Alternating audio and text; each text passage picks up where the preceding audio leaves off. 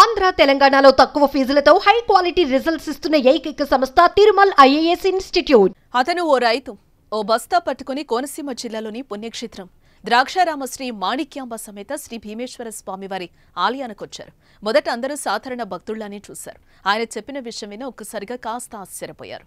దీనికి కారణమేంటో తెలుసా? ఆయన చేతిలో ఉన్న బస్తాలో 30 లక్షలు ఉండడమే.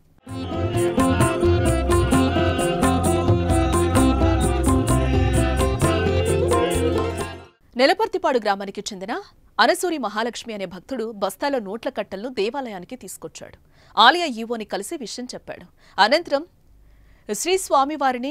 శ్రీ అమ్మవారిని దర్శించుకుని బస్తాలో నోట్ల కట్టలను తీసి స్వయంగా హుండీలో వేశారు. పెద్ద మొత్తంలో హుండీలో కానుక వేసిన మహాలక్ష్మికి వేద పండితులు ఆశీర్వచనమిచ్చి తీర్థప్రసాదాలు అందజేశారు.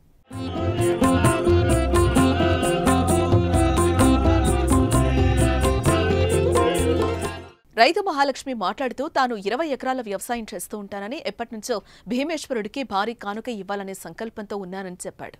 ఈ మేరకు 30 లక్షలు తెచ్చి హుండీలో వేసినట్టుగా వివరించాడు. ఇటీవల గ్రామ రామాలయానికి 50 సెంట్ల స్థలం, గ్రామదేవత ఆలయానికి లక్షను లక్ష్మయ్య వితరణగా ఇచ్చారు.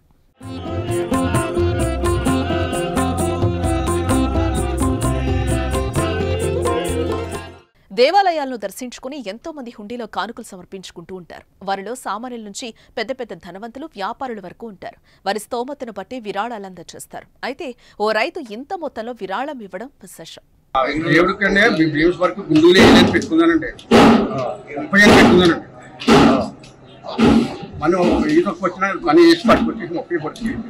మొత్తం ఎంతండి? మీరు వేసిన హుండీలో వేసిన అమౌంట్ ఎంత అండి?